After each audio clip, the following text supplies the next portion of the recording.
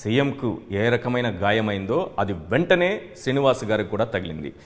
శ్రీనివాస్ గారు, I'm very very sorry sir, మిమ్మల్ని ఇలా చూడాల్సి వస్తుందని నేను ఎప్పుడూ అనుకోలేదు. చాలా బాధేస్తోంది అలా చూస్తుంటే. ఎందుకంటే అనేక సందర్భాల్లో అనేక సార్లు మీరు ఎన్నో డిబేట్లో నాతో కలిసి పాల్గొన్నారు. కానీ ఇలా కంటికి గాయమై ఆ నొప్పిని భరిస్తూ కూడా ఈరోజు డిబేట్లో మీరు పాల్గొంటున్నారు. ఇలాంటి పరిస్థితి వస్తుందని, ఇలాంటి రాక్షసులు ఉన్నటువంటి హత్యా రాజకీయాలు చేసేటటువంటి, కుట్రలు చేసేటటువంటి వాళ్ళు ఉన్నటువంటి రాజ్యంలో మనం ఉన్నందుకు సిగ్గుపడాల్సి వస్తుంది సార్. సార్, ఒక్క విషయం చెప్పండి, మీరు ఆ స్పాట్లోనే ఉన్నారు, మీకు గాయమైంది, ఏం జరిగింది సార్ ఆ సెకండ్? సార్, ఒకటి, జగన్మోహన్ రెడ్డి గారు బస్సు యాత్ర కనదుర్గ వార్త స్టార్ట్ అయిన వెంటనే అద్భుతంగా లక్షలాది మంది ప్రజానీకం ఆయనకి స్వాగతం పలుకుతూ హారతిస్తూ స్వాగతం పలికారు. వాళ్ళందరూ కూడా అనుకున్నది ఏంటంటే, విజయవాడ కానీ ఈ జిల్లాల్లోకి అడుగు పెట్టినప్పుడు ఈ యాత్ర ఫెయిల్ అవుద్దని చెప్పి అనుకున్నారు. దీన్ని చూసి తట్టుకోలేక చంద్రబాబు అండుకో అందరూ కూడా ఒక ముఖ్యమంత్రి గారನ್ನು చూడకుండా ఏ విధంగా దాడి చేశారో మీరు చూశారు. కానీ మన ముఖ్యమంత్రి గారు, మనందరి ముఖ్యమంత్రి గారు, ఆ దాడి జరిగిన రక్తం వస్తున్నప్పటికీ కూడా, ఆయనకి రక్తం వస్తున్నప్పటికీ కూడా బ్యాండేజ్ పెట్టుకున్నా కూడా నేను అక్కడే ఉన్నాను, డాక్టర్లు చెప్తున్నారు అంటే వెళ్ళిపోదాం మనం, మీకు బ్లడ్ వస్తుంది, స్టిచెస్ వేయాలని చెప్పని. కాదు, నా కోసం ఇన్ని లక్షల మంది ప్రజలు రోడ్డు మీదకి వచ్చారు, వాళ్ళని కలవకుండా వెళ్ళకూడదని చెప్పిన ఆ బాధతోనే, చిరునవ్వుతోనే ప్రతి ఒక్కరిని కూడా పలకరించి, ఆప్యాయతంగా పలకరించి వెళ్ళిన వ్యక్తి మా ముఖ్యమంత్రి గారు జగన్మోహన్ రెడ్డి గారు. ఎంత దారుణంగా ఉందంటే, ఇది ప్రీ ప్లాన్డ్ సార్, టోటల్గా ప్లాన్డ్ ప్రకారం చేసింది. ఎందుకంటే వాళ్ళు పొత్తులు పెట్టుకున్నారు, అయినా ప్రజలు నమ్మలేదు. హామీలు, అనేక హామీలు ఇచ్చారు, ప్రజలు నమ్మట్లేదు. ఇంకా వాళ్ళకి గత్యంతరం లేక, ఎందుకంటే దేశ ప్రధాని నుంచి కార్పొరేట్ స్థాయి వరకు కూడా వాళ్ళు చిలకలపేట మీటింగ్ పెట్టుకుంటే ఆ సభ కూడా సక్సెస్ కాలేకపోయింది వాళ్ళకి. చంద్రబాబు సభలు కూడా సక్సెస్ కావట్లేదు. ఈరోజు జగన్మోహన్ రెడ్డి గారి జనసముద్రాన్ని చూసి వాళ్ళు భయపడి మనం జగన్మోహన్ రెడ్డి గారు ఉంటే మనం గెలవలేము, అతన్ని హతమార్చాలని చెప్పిన ఉద్దేశంతోనే ప్రీ ప్లాన్డ్గా చేసిన చంద్రబాబు కుట్ర ఇదంతా కూడా. చంద్రబాబు అండుకో, చంద్రబాబు చేసిన దారుణమే ఇది. ఎందుకంటే ఏదన్నా చిన్నపాటి రాయి ఎవరైనా పొరపాటున వేసినా, ఏమన్నా పిల్లలు వేసినా కూడా రాయి తగిలితే ఫస్ట్ ముఖ్యమంత్రి గారి మీద అటాక్ అయింది, ఆ తర్వాత అక్కడి నుంచి నా దగ్గర రావడం జరిగింది. అదే కనుక ఎవరైనా వేసుంటే రాయి దెబ్బతగిలినప్పుడు కింద పడిపోతే తప్ప పక్కన ఉన్న నా మీద వచ్చారంటే దాన్ని తప్పనిసరిగా ఎక్స్పీరియన్స్ ఉన్న వ్యక్తులతోనే చేయించారనేది ప్రతి ఒక్కరికి కూడా అర్థమవుతుంది. అదేవిధంగా నేను ఎలక్షన్ కమిషన్ కోరుకుంటున్నాను, పోలీస్ డిపార్ట్మెంట్ని కోరుకుంటున్నాను, దీన్ని త్వరితగతిన మీరు ఛేదించాల్సిన అవసరం ఉంది. ఎందుకంటే ప్రజలతో మమేకం అవుతున్న ముఖ్యమంత్రి గారికి, ప్రజలతో మమేకం అవుతూ ప్రజలతో కలిసి ప్రజలతో ప్రయాణం చేస్తున్న ముఖ్యమంత్రి గారికి రక్షణ కల్పించాల్సిన అవసరం ఇప్పుడున్న ఎన్నికల అధికారుల మీద, కేంద్ర ప్రభుత్వం మీద కూడా ఉంది. ఎందుకంటే ముఖ్యమంత్రి గారికి, ఒక ముఖ్యమంత్రి స్థాయిలో ఉన్న వ్యక్తి మీదే ఇటువంటి దాడులు జరిగితే రేపు సామాన్య ప్రజల మీద ఇక ఏమన్నా ఆగుతుందండి? ఏమన్నా ఈ సెంట్రల్ నియోజకవర్గంలో ఇంతవరకు గతంలో కనీవిని జరగని విధంగా నిన్న రోడ్ షో జరిగింది. అది చూసి తట్టుకోలేక ప్రీ ప్లాన్డ్గానే ముఖ్యమంత్రి గారిని టార్గెట్ చేశారు. దీంట్లో ఎటువంటి అతిశయోక్తి లేదు.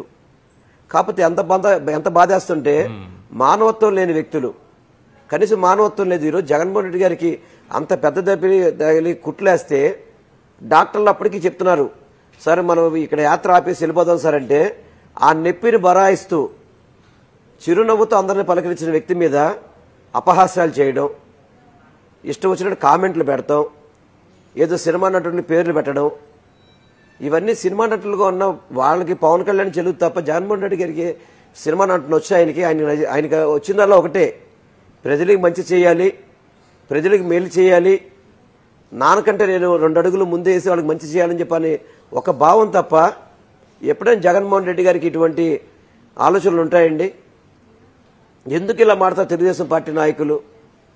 నాకు ఇదే బాధేసి ఈరోజు నేను యాక్చువల్గా ఒంట్లో బాగోపోయి కానీ మీ దానికి రావడానికి కారణం ఏంటంటే, అక్కడ జరిగిన వాస్తవాలను ప్రజలు తెలియజేసి వాళ్ళు చేసే రాజకీయాల గురించి కూడా ప్రజలు తెలియజేయాల్సిన అవసరం ఉంది. ఎవరైనా తెలిసి కన్ను పొడుచుకుంటారండి? అచ్చెన్నాయుడు కన్ను పొడుచుకోమని చెప్పండి ఒకసారి. సార్ ఇది అచ్చెన్నాయుడు కన్ను పొడుచుకోమని చెప్పండి. బాడీ ఉంటుంది కదా అతను. కరెక్ట్. రాయి విసిరితే తగిలినటువంటి గాయానికి ఒక అది రాయి కావచ్చు, ఇంకొకటి ఏదైనా వాడు ఉండొచ్చు, అంత షార్ప్గా వచ్చి తగలడానికి ఫ్రాక్షన్ ఆఫ్ సెకండ్స్లో జరిగిపోయేటటువంటి ఘటన. దీనికి తేడా తెలియదా? అందులోనూ లోకేష్ ఏమంటున్నారు, బాగా చక్కగా ప్లాన్ చేసుకున్నారని అంటున్నారు. కంటి మీద తగిలేటట్టు ఎవరైనా ప్లాన్ చేసుకుంటారా? కనీసం ఆ పరిజ్ఞానం కూడా లేకుండా ఏ రకంగా మాట్లాడతాడు లోకేష్ నాయుడు? అదే సార్ చెప్పేది, మనకి ఉన్న బాడీలో కళ్ళు ఎంత సెన్సిటివ్ మనకు తెలుసు. చిన్నపాటి ఇసుక ఏదైనా నలకబడితే మనం తట్టుకోలేం, కంట్లో నలకబడితే తట్టుకోలేం. అటువంటి కన్నులతో ఎవరన్నా డ్రామాలు ఆడతారండి? అడిగేవాళ్ళు అసలు మాట్లాడే వాళ్ళకి బుద్ధి జ్ఞానం ఉండాలి కదా, వాళ్ళకి మాట్లాడే వ్యక్తులు బుద్ధి జ్ఞానం ఉండద్దు. నేను అదే, ఎందుకంటే ఇంత బాధపడుతూ మేము ఇంట్లో ఇబ్బంది పడుతుంటే మమ్మల్ని హేళన చేసే విధంగా ముఖ్యమంత్రిగా చెప్తున్నాను, ఆయనకి అంత పెద్ద దెబ్బ తగిలినా గానీ ఇవాళ కూడా యాత్ర కొనసాగించాలని చెప్పారు. కానీ డాక్టర్లు మీరు రెస్ట్ తీసుకోవాలి సార్, రెస్ట్ తీసుకోకపోతే ఇబ్బంది వస్తుందని చెప్తుంటే వాళ్ళు హేళన చేసి మాట్లాడటం చాలా బాధ వేస్తుందండి. రాష్ట్ర ప్రజలు గమనించాలి, ముఖ్యమంత్రి గారికి రక్షణ లేకుండా కొన్ని విషయాలు చెప్పండి అందరికీ అర్థమయ్యేలాగా చేస్తే. ఇక్కడ ఇప్పుడు అక్కడ ఒక స్కూల్ బిల్డింగ్ 2వ అంతస్తు నుంచి షూట్ చేశారని చెప్తున్నారు. ఆ చుట్టుపక్కల మీరు ఆ క్షణంలో ఏం గమనించారు సార్? సార్ ఒకటి సార్, మాకు అక్కడ జన సముద్రం ముందు వేరే ఆలోచన మాకేమి రాలేదు సార్. అసలుకి అక్కడ ఉన్న జనాభానే ముఖ్యమంత్రి గారు చూడడానికి ఇటుపక్క ఎటు చూసినా ఇసుక రాలని జనాలు ఉన్నారు సార్. మేం గాని ఆయన గాని జనాల్ని గమనించడం, జనాలకి సీఎం గారు నమస్కారాలు పెడతాం, జనాల్ని పలకరించడమే సరిపోయింది తప్ప ఈ చుట్టుపక్కల ఎలా జరుగుతుంది అనేది గమనించే అవకాశం లేదు. ఎందుకంటే విత్ ఇన్ సెకండ్స్ లో అసలు నాకు సీఎం గారికి ఘటన జరిగిన సంగతి నాకు తెలియదు, నాకు ఘటన జరిగిందని సీఎం గారు తెలియదు. ఎందుకంటే ఆయనకి జరిగిన సెకండ్ లోనే నాకు జరిగిపోయింది. అది జరిగినప్పుడు నాకు సీఎం గారికి జరిగింది, ఒకేసారి జరిగింది. సీఎం గారికి నాకు జరిగింది అంటే ఫ్రాక్షన్ ఆఫ్ సెకండ్స్. దాని మీద అంతే సార్. అంటే ఇప్పుడు ఎవరైనా రాయిస్తుంటే కనుక ఒక వ్యక్తితో దెబ్బతడిగి పడిపోవాలి. కానీ ఇది ప్రీ ప్లాన్డ్ గా కొంతమంది ఎయిర్ గన్స్ అంటున్నారు, కొంతమంది వేరే రకాల పరికరాలు వాడంటున్నారు. పోలీసులు దాన్ని ఛేదించాల్సిన అవసరం ఉందండి. అది ఛేదించకపోతే గనక ఇది చాలా కష్టమైన పరిస్థితి. ముఖ్యమంత్రి గారికి జరిగితే ఆందోళన కలిగించే అంశం ఏంటంటే చెప్పండి సార్. ఇక్కడ రాయి తగిలిందని అంటున్నారు కదా, దానికి సంబంధించినటువంటి ఆనవాళ్లు దొరకలేదంటే ఇంకా అతిపెద్ద మారణాయుధాన్ని, ఒక వెపన్ని వాడారు అనేటటువంటి అనుమానాలు కలుగుతున్నాయి. అంటే పెల్లెట్స్ కానీ లేకపోతే ఇంకేమైనా కానీ వాడుండేటటువంటి అవకాశం ఉందనుకుంటున్నారా? అదే సార్ చెప్పేది. ఇప్పుడు ఏదైనా రాయి ఇస్తుంటే కనుక ఒక వ్యక్తికి తగిలిన తర్వాత రాయి కింద పడిపోతుంది. అలా కాకుండా ఒక వ్యక్తి ముఖ్యమంత్రి గారు జరిగింది, వెంటనే నాకు జరిగింది, వెంటనే అది అక్కడెక్కడ ఆ పరిసర ప్రాంతాల్లో పడలేదంటే అది ఎంత స్పీడ్గా వాడుంటుంది అనేది ఏదైనా పరికరం, ఏదైనా మిషన్ వాడుంటే తప్ప సామాన్యంగా చేత్తో వేసే రాయికి అటువంటి పరిస్థితి ఉండదు. ఏదో మిషన్ వాడారా, ఏదోటి ఎయిర్ గన్ వాడారా, లేకపోతే ఇంకొక పరికరం వాడారా అనేది తప్పకుండా. ఎందుకంటే చంద్రబాబు వీటిలో నిపుణుడు. దీంట్లో చంద్రబాబుకి ఏంటంటే జగన్మోహన్ రెడ్డి గారు ఉంటే అతనికి అధికారం సాధ్యం కాదనేది అర్థమైపోయింది ఆయనకి. ఏదో విధంగా అతను హతమారిస్తే ఈ రాష్ట్రంలో అతను కబ్జా చేసుకోవచ్చు అనే ఒక ఆలోచనతో దుర్మార్గంగా ప్రవర్తిస్తున్నారు సార్. ఇది చాలా అమానుషం సార్. ఈరోజు జగన్మోహన్ రెడ్డి గారు బడుగు బలహీన వర్గాలని అందరినీ కూడా ఆదుకోవాలి, వాళ్ళందరినీ కూడా పై స్థాయిలో చూడాలని చెప్పని ప్రయత్నం చేస్తున్న వ్యక్తి ఈరోజు. అటువంటి వ్యక్తిని వీళ్ళు తట్టుకోలేక 3 పార్టీలు కలిసినాయి, ఏమి చేయలేకపోతున్నాయి. తప్పుడు వాగ్దానాలు. గతంలో ఏమో ఇదే రాష్ట్రంలో జగన్మోహన్ రెడ్డి గారు పథకాలు పంచిపెడుతుంటే పప్పు బెల్లలాగా పంచిపెట్టేస్తున్నాడు, ఈ రాష్ట్రం శ్రీలంక అయిపోతుంది అంటున్నాడు. అదేవిధంగా ఇప్పుడు అమ్మఒడి నేను జగన్మోహన్ రెడ్డి గారు ఒకరికి ఇస్తే ఇద్దరికి ఇస్తా అంటున్నాడు, పెన్షన్ 4000 ఇస్తా అంటున్నాడు.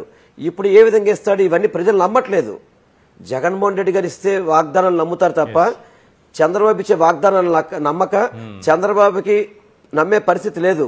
అందుకని జగన్మోహన్ రెడ్డి గారిని సమూలంగా పక్కగా తీసేస్తేనే ఈ రాష్ట్రంలో రాజకీయంగా నాకు మనుకుడు ఉండదని చెప్పిన చంద్రబాబు నాయుడు కుట్రలకి తెరపన్నాడు.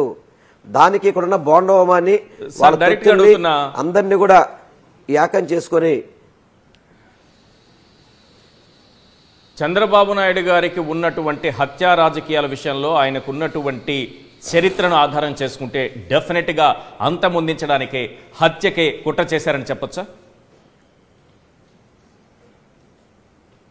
100% సార్. చంద్రబాబు నాయుడు అధికారం కోసం అని చెప్పని సొంత పిల్లనిచ్చిన మామని పార్టీ పెట్టిన ఎన్టీ రామారావుని వెన్నుపోటు పొడిచి అతని మీద చెప్పులేయించి అతని చావుకు కారణమైన వ్యక్తి కాదా అతను? రాజకీయంగా ఎవరినైనా కానీ ఇప్పుడు హరికృష్ణ గారి ఆ రోజు ఆయన చనిపోతే అతను శవాన్ని పక్కన పెట్టుకుని అతని బాడీని పక్కన పెట్టుకొని రాజకీయం చేసే వ్యక్తిని కాదా అతను? కాదా? అతనికి అడ్డొస్తే ఎవరిని పడితే వాళ్ళు చంపింది వాస్తవం కాదా? ఇవన్నీ ప్రజలకు తెలియదా సార్? ఇవన్నీ ఈరోజు జగన్మోహన్ రెడ్డి గారు ఉంటే అతను ఆటలు సాగవనే కదా ఈరోజు ఈ కార్యక్రమాలకి పూనుకొని ఇష్టం వచ్చినట్టు అతనేమో సానుభూతిగా ట్విట్టర్లో పెడతాడు, వాళ్ళ తొత్తుల చేతేమో అవహేళనగా చేస్తున్నాడు. ఎంతవరకు మర్యాద ఇది? ఎంతవరకు సమంజసం ఇది? ఎందుకు జగన్మోహన్ రెడ్డి గారిని ఆ విధంగా చేస్తుంటే నిన్న రాత్రి ఎంక్వైరీ జరగాలంటారు, ఖండిస్తానంటారు. కాదు సార్, లోకేష్ అయితే పక్కా ప్లాన్ అని 2019లో ప్లాన్ చేసుకున్నారు, కత్తితో దాడి చేయించారు, ఇదేమో రాయితో దాడి చేయించుకున్నారని పక్కా ప్లాను. ఇది ఏంటది అసలు ఎవరు గుర్తించలేనంతగా చాలా చక్కగా యాక్ట్ చేస్తున్నారన్నట్టుగా ఆయన ట్వీట్ చేశారు. తండ్రేమో ఒకలా, తనేడేమో ఇంకోలా, అచ్చెన్నాయుడు మరోలా.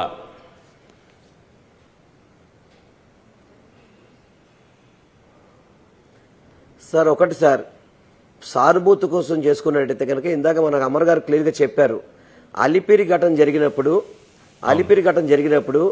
ఆ సుమ్మో దాదాపు 15 అడుగులు 16 అడుగులు 20 అడుగులు ఎగిరిందని చెప్పి ఒక చేతికి దెబ్బ తగిలితే ఇంకో చేతికి కట్టుకున్న సంగతి మనందరికీ తెలిసిన విషయం. చంద్రబాబు నాయుడు ఒక చేతికి దెబ్బ తగిలితే ఇంకో చేతికి కట్టుకున్నాడు. మరి అటువంటిప్పుడు చంద్రబాబు నాయుడు ఎందుకు గెలవలేకపోయాడు ఆ రోజు?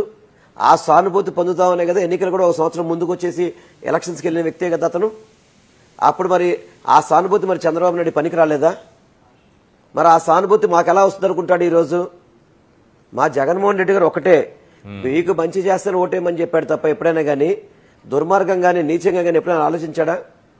ఈ భారతదేశంలో మీ ఇంట్లో మంచి జరిగితేనే, మీకు మంచి జరిగితే నాకు ఓటేమన్న వ్యక్తి ముఖ్యమంత్రి ఏ ముఖ్యమంత్రి అని చెప్పాడు సార్? ఆ మాట చంద్రబాబు 40 ఏళ్ళ ఇండస్ట్రీలో ఎప్పుడైనా చెప్పాడు కనీసం ఆ మాట ఎప్పుడైనా కానీ?